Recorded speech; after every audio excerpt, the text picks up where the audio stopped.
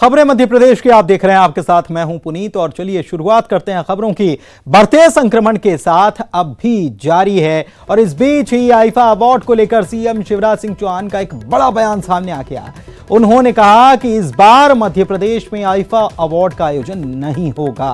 CM ने अपने बयान में यह भी कह दिया कि आईफा की जरूरत क्या है, इस समय कोरोना फैला हुआ है, आईफा जैसे तमाशे को मैं पसंद नहीं करता। साथ ही कहा कि मुझे पता चला कि कई उद्योगपतियों से रकम वसूली गई। एक ही कंपनी से खबर आई कि आईफा के नाम पर उनसे 4 करोड़ रुपए ले लिए गए और किस किस से पैसे लिए गए ये पता करना चाहिए। इस प्रकार का काम ठीक नहीं, आईफा के तमाशे की जरूरत नहीं। इस पर कमलनाथ ने भी पलटवार किया और कहा कि बीजेपी ने तो 15 साल तमाशा ही किया है।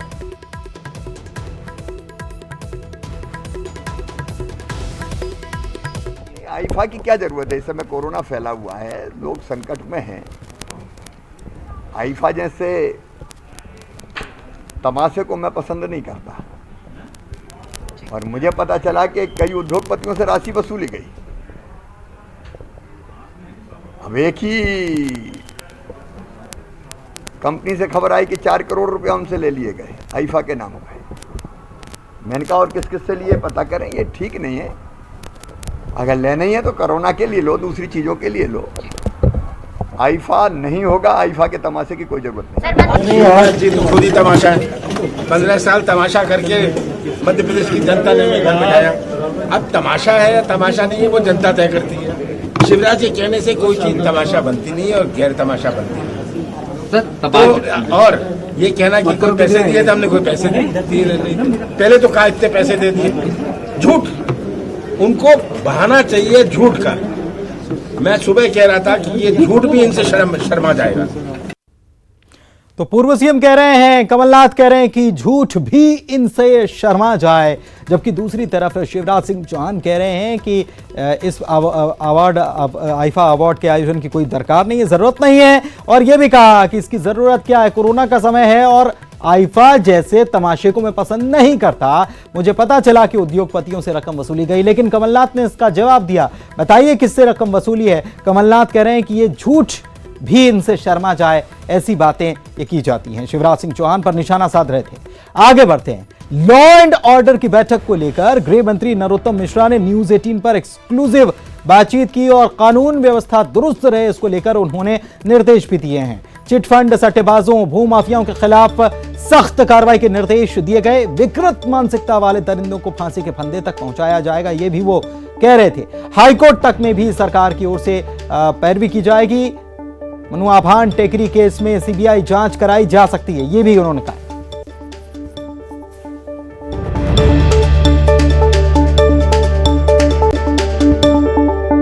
लॉ एंड ऑर्डर को लेकर मुख्यमंत्री शिवराज सिंह चौहान ने एक अहम बैठक की है, जिसमें गृह मंत्री नरोत्तम मिश्रा भी मौजूद रहे और जो आला अधिकारी हैं वो भी मौजूद थे। हमारे साथ खुद बात करने के लिए गृह मंत्री नरोत्तम मिश्रा जी हैं। नरोत्तम जी, आज बैठक हुई, क्या कुछ तय किया गया, किस बिंदु पर बैठक थी? हर हफ्ते समीक्षा लॉ एंड ऑर्डर की माननीय मुख्यमंत्री जी करते हैं स्वयं। वर्तमान में जो प्रदेश में पूरी तरह से चुस्त और दुरुस्त, क्योंकि आने वाला महीना धार्मिक आयोजनों का भी है, तत्काल खरगोन जैसी घटना की पुनरावृत्ति न हो। जो लोग गरीबों का पैसा खा के चिटफंड कंपनियों के नाम से भाग गए हैं, चाहे वो कलकत्ता के हों, हरियाणा के हों, कहीं के भी हों, अगर ये गरीबों का पैसा नहीं लौटाएंगे तो इन पर सख्त कार्रवाई होगी। कहीं से शिकायत अगर आती है क्रिकेट के सट्टे वगैरह की, तो इन पर भी ध्यान देके फोकस करके भूमाफिया टाइप के जो लोग हैं, इन पर भी अब सख्ती से कार्रवाई प्रारंभ प्रदेश के अंदर करने के निर्देश दिए गए हैं। जो हमारे यहाँ पर घटना है मनुआ भान टेकरी जैसी, इन पर सीबीआई की जांच की दिशा में बढ़ना है। और जो मामले जैसे फांसी की सज़ा हमने बलात्कार पर कराई, अगर वो मामला हाईकोर्ट में भी लंबित होता है तो शासन के स्तर से कार्रवाई कराकर ऐसे बहसी दरिंदे जो विकृत मानसिकता लिए हुए हैं, समाज के अंदर जहर घोल रहे हैं, बलात्कार जैसी घटना कर रहे हैं, उन पर वहाँ भी प्रयास करके उन्हें फांसी की तरफ बढ़ाना है। आपको लगता है कि ये इस तरीके से जो फैसले दिए गए हैं या तय किया गया है दिशा निर्देश, इससे क्राइम में कमी आएगी, अपराध की घटनाओं में कमी आएगी? पूरी सख्ती के साथ में अपराधियों के साथ में बर्ताव होगा। अपराधी कोई भी हो, कैसा भी हो, सरकार पूरी तरह से यहाँ पर कानून का राज है और कानून ही राज करेगा। तो ये है गृह मंत्री नरोत्तम मिश्रा जो इस वक्त हमसे बात कर रहे थे, और साफ तौर पर उन्होंने कहा है कि जो दिशा निर्देश हैं वो जारी किए गए हैं, खासतौर से आपराधिक प्रवृत्ति वाले ऐसे लोग जिन्हें सबक सिखाना ज़रूरी है, उनको लेकर किसी भी तरीके की कोई कोताही प्रशासन और पुलिस के स्तर पर नहीं बरती जाएगी। कैमरामैन अजय के साथ सरस श्रीवास्तव, न्यूज़ 18 भोपाल। और इधर पीसीसी में मुलाकातों का दौर जारी है। मुकुल वासनिक दावेदारों से मुलाकात कर रहे हैं। मुरैना सीट पर राकेश मावई से मुरैना सीट को लेकर मुलाकात हुई है। दिनेश गुर्जर से मुलाकात हुई है। मुरैना सीट के दावेदारों से मुलाकात चल रही है। चौधरी राकेश सिंह, राहुल सिंह और हेमंत कटारे भी एक दावेदार हैं। बड़ा मलेरा सीट पर इनसे चर्चा हुई है और 1 दर्जन दावेदारों से मुकुल वासनिक की चर्चा हुई है। आपको बता दें कि 28 सीटों पर जो चुनाव होने, इनमें से 24 सीटों पर अपने प्रत्याशियों के नामों का ऐलान कांग्रेस कर चुकी है। 4 सीटें अभी बाकी रह गई हैं और 4 सीटों पर जो स्थिति है वो 1 सीट और 3 दावेदार, 2 दावेदार, ऐसी परिस्थिति यहां पर बन रही है। तो कांग्रेस इन्हीं को लेकर चर्चा कर रही है, आपस में बातचीत कर रही है। 4 सीटों पर कल नामों का ऐलान हो सकता है, ऐसी जानकारी है।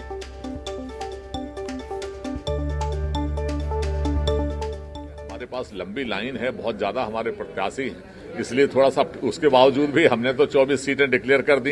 भारतीय जनता पार्टी तो दुनिया की सबसे बड़ी पार्टी बताने वाला दम्भ भरती है, वो एक प्रत्याशी का नाम घोषित नहीं कर पाए, तो 24 हमने किए हैं और बहुत जल्दी 4 भी हो जाएंगे। देखिए, सारे जगह से हमारे माननीय मुकुल वासनिक जी ने सारे ब्लॉक कांग्रेस और जिला कांग्रेस के अध्यक्षों को बुलाया था और उनसे बात की है कि कैसे हम ये बेईमान लोगों ने जो धोखे सरकार गिराई है, इनके खिलाफ कैसे हम चुनाव लड़ें। और इधर बीएसपी ने अपनी दूसरी लिस्ट भी जारी कर दी। पहले 8 और इसके बाद आज 10, कुल मिलाकर 18 प्रत्याशियों के नामों का ऐलान कर दिया गया। आज के 10 प्रत्याशियों के नामों को भी आपको बताएंगे। कुल मिलाकर 18 सीट पर बीएसपी अभी तक उम्मीदवारों के नामों का ऐलान कर चुकी है। 10 सीटों पर जो नाम ऐलान किया गया उसमें शामिल कौन कौन, ये बता दें। पांडेर से महेंद्र सिंह बौद्ध, सांची से पूरन सिंह को टिकट दिया गया है और इसके अलावा ग्वालियर से हरपाल माझी, ग्वालियर पूर्व से महेश बघेल, बमोरी से रमेश डाबर को टिकट दिया गया है। तो ये 5 प्रत्याशी आपको बता रहे हैं। पांडेर, सांची, ग्वालियर पूर्व और बमोरी, ये 5 सीटों पर अपने प्रत्याशियों का बीएसपी ने उतारा है। इसके अलावा और 5 सीटें हैं जहां पर प्रत्याशियों के नामों का ऐलान किया गया। सांवेर से विक्रम सिंह गहलोत, सुवासिरा से शंकर लाल चौहान को टिकट दिया गया है। मानदाता से जितेंद्र वाशिंदे पर भरोसा पार्टी ने जताया है और उन्हें उम्मीदवार बनाया है। ब्यावरा सीट गोपाल सिंह बिलाला को यहां से टिकट दिया गया है और आगर सीट गजेंद्र बंजारिया को यहां से पार्टी ने अपना उम्मीदवार बनाया है।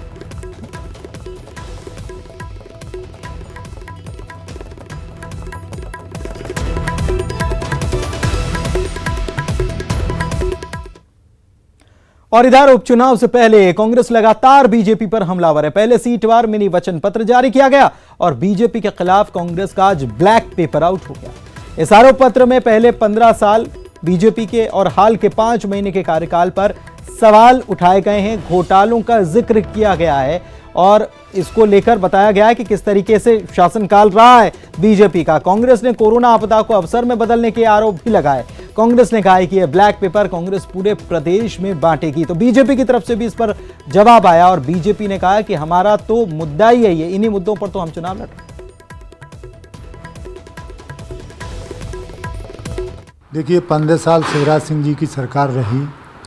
उन 15 सालों का जो कार्यकाल रहा और उन कार्यकाल में जो असफलता रही, किसानों के साथ धोखा किया, बेरोजगारों के साथ धोखा किया, महिलाओं पर अत्याचार बढ़े, SC ST पर अत्याचार बढ़े और रेत माफिया बढ़ा, भू माफिया बढ़ा, मिलावट माफिया बढ़ा, मिलावटखोरी बढ़ी।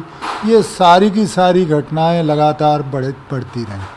कांग्रेस का ये आरोप पत्र दरअसल कांग्रेस के खिलाफ है। हम इन्हीं मुद्दों पर तो चुनाव में जा रहे हैं, चाहे वो किसान का मुद्दा हो, चाहे मुख्यमंत्री कन्यादान योजना का मुद्दा हो, बेरोजगारी भत्ता का मामला हो, कर्जा माफी का मसला हो, तमाम प्रकार की योजनाओं को बंद करने का मामला हो, विकास की परियोजनाओं को ठप्प करने का मामला हो, अटल प्रोग्रेस वे की पूरी की पूरी फाइल ठंडे बस्ते में डालने का मामला हो, अस्पतालों का विस्तारीकरण का मामला हो, सुविधा देने का मामला हो, इन सारे मामलों पर कांग्रेस के विरोध में ही तो हम चुनाव खड़ा कर रहे हैं, मुद्दे लेकर जा रहे हैं। इसलिए ये पलटवार करने वाले हैं, ये कांग्रेस को ही कटघरे में खड़े करने वाले।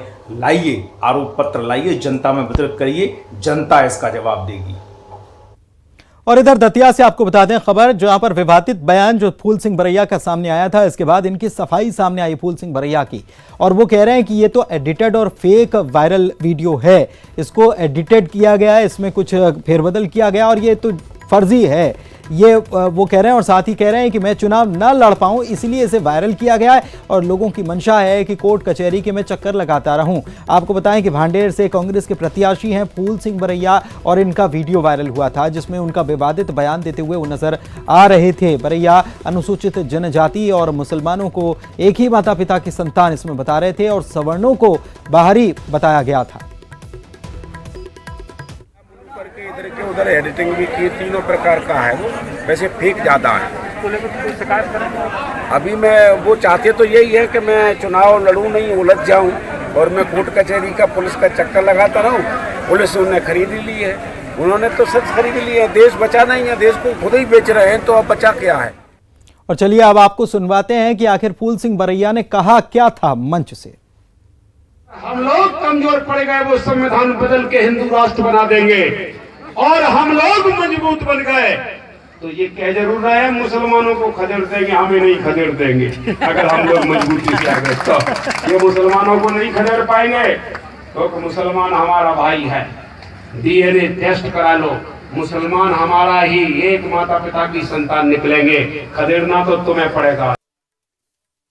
और वहीं सीएम शिवराज सिंह चौहान ने फूल सिंह बरैया के बयान की आलोचना की। उनकी माने तो भगवान ने सबको समान बनाया, सबको न्याय मिलना चाहिए, घृणा की राजनीति का देश में कोई स्थान नहीं। इस तरह की बात करना न तो तर्क संगत है न ही न्याय संगत है। आज गांधी जी का जन्मदिन है, विचारों में किसी के प्रति भी घृणा की भावना ये भी पाप है। भगवान ने जिनको बनाया है वो सब समान है, सबको न्याय मिलना चाहिए, सबको आगे बढ़ने का समान अवसर मिलना चाहिए।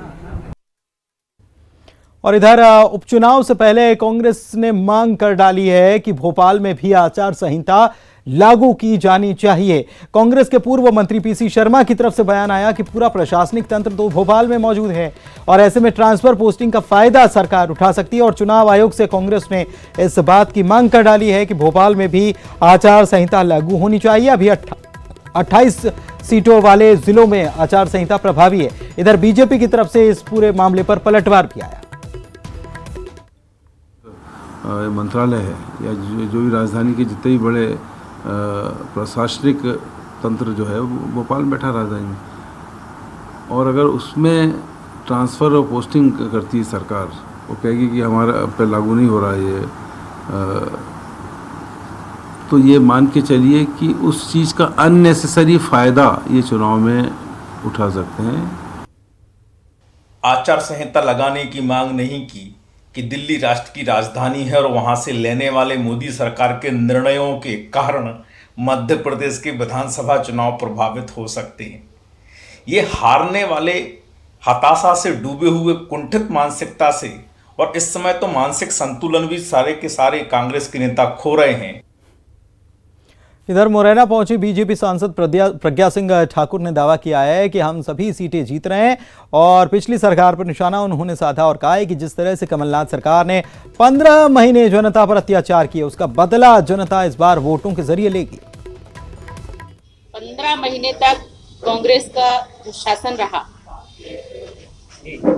उस शासन में जनता त्राही त्राही कर उठी। कमलनाथ सरकार ने किसानों से किया हुआ वादा कर्ज माफी का उन्होंने कभी पूरा नहीं किया।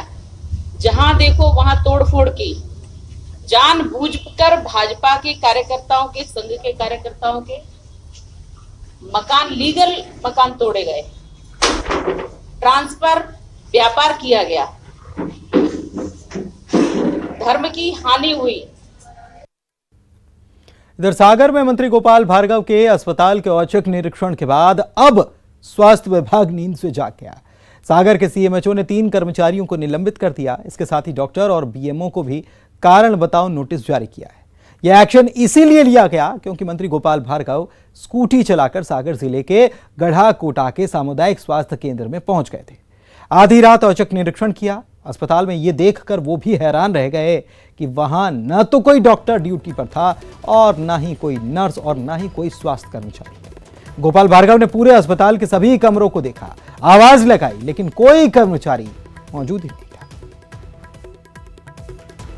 मैंने सुबह वीडियो देखा था सोशल मीडिया पे। मैंने उसको तत्काल संज्ञान में लेते हुए जो संबंधित कर्मचारी थे उनको निलंबित कर दिया है और जो ड्यूटी पे चिकित्सक थे और बीएमओ थे उनकी भी जिम्मेदारी फिक्स की जाएगी। मैंने उनको कारण बताओ नोटिस दिया है। 2 तो वेतन वृद्धियाँ रोकने का अगर जवाब तो ठीक नहीं होगा तो वो प्रस्ताव भी कमिश्नर हेल्थ को भेजा जाएगा। कितने कर्मचारियों को निलंबित किया गया सर? ये 3 कर्मचारियों को निलंबित किया गया है, डॉक्टर्स को नोटिस दिया गया। अभी मैं इसलिए आज सुबह फिर मैं स्वयं यहाँ पर उपस्थित हूँ और जो भी कमियां हैं उनको भी मैंने कार्रवाई संज्ञान में लिया है और कारण बताओ नोटिस जारी किया गए हैं अन्य कर्मचारियों को भी। और यहाँ रुक रहे हैं एक ब्रेक के लिए, जल्द लौटेंगे कुछ और खबरों को लेकर। बने रहिए। खबरें मध्य प्रदेश की आप देख रहे हैं और चलिए आगे बढ़ते हैं। नरसिंहपुर में एक महिला ने खुदकुशी कर ली और महिला के साथ दुष्कर्म की वारदात अंजाम दी गई थी। लेकिन हैरानी की बात यह है कि पुलिस ने मामला ही दर्ज नहीं किया था। कानून व्यवस्था की एक तरफ समीक्षा हो रही है आज और दूसरी तरफ देखिए ये मध्य प्रदेश का मामला कैसा, जहां पर एक महिला खुदकुशी कर लेती है, उसके साथ दुष्कर्म हुआ था, गैंगरेप हुआ था। गांव के 3 लोगों पर रेप का आरोप लगा था। शिकायत पर महिला से बदतमीजी हुई। परिजनों के आरोपों पर भी अब पुलिस जांच करेगी।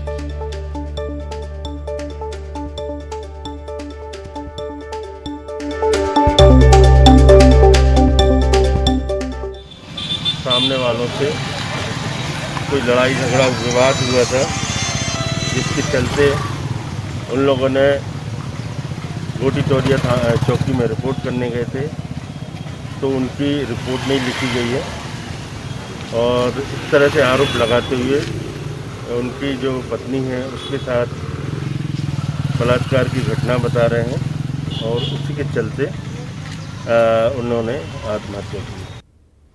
और एक और बड़ी खबर आपको बता देते हैं शिवपुरी से, जहां पर जिला अस्पताल की एक बड़ी लापरवाही सामने आई। सड़क पर कई घंटों तक कोरोना का मरीज का शव पड़ा रहा। जिम्मेदारों ने सुध तक नहीं ली। सरकारी दफ्तर के चक्कर परिजन काटते रहे। शव वाहन के इंतजार में रात हो गई। जिला अस्पताल की यह बड़ी लापरवाही, कोई सुध लेने के लिए तैयार नहीं रहा और शव की दुर्गति होती रही। शव वाहन के इंतजार में रात हो गई, सड़क पर पड़ा रहा शव। एक तरफ मंत्री अस्पताल का दौरा करते हैं तो वहां कोई स्टाफ नहीं मिलता और दूसरी तरफ एक जिला अस्पताल ये भी जहां पर कोई सुध लेने के लिए तैयार ही नहीं। इधर जबलपुर में गांधी जयंती के मौके पर बीजेपी और कांग्रेस कार्यकर्ता आपस में भिड़ गए। वहां पर मामले को शांत कराने पहुंची पुलिस के साथ भी कांग्रेस कार्यकर्ताओं की झड़प हुई। और दूसरी तस्वीर इंदौर से, जहां पर कांग्रेस के माल्यार्पण कार्यक्रम में हंगामा हो गया। दरअसल एक बीजेपी समर्थक के वहां पहुंचने पर कांग्रेस कार्यकर्ता भड़क गए और बीजेपी समर्थक के साथ हाथापाई करने लगे। मौके पर पहुंची पुलिस ने मामले को शांत कराया।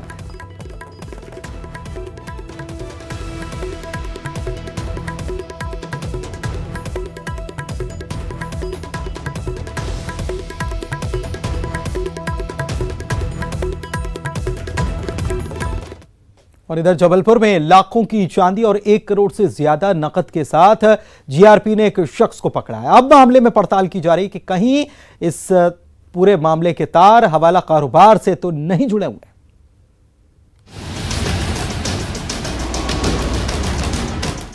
नोटों की गड्डियां देख आप हैरत में पड़ जाएंगे। यहाँ चांदी के जेवरात भी हैं। ये 6 किलो 150 ग्राम है। वहीं 1 करोड़ 27 लाख से ज्यादा का कैश मिला है। जबलपुर जीआरपी ने मुखबिर की सूचना पर ये सब कुछ पकड़ा है। जीआरपी ने बड़ी कार्रवाई करते हुए राजस्थान के पाली जिले के रहने वाले थाना राम को पकड़ा है।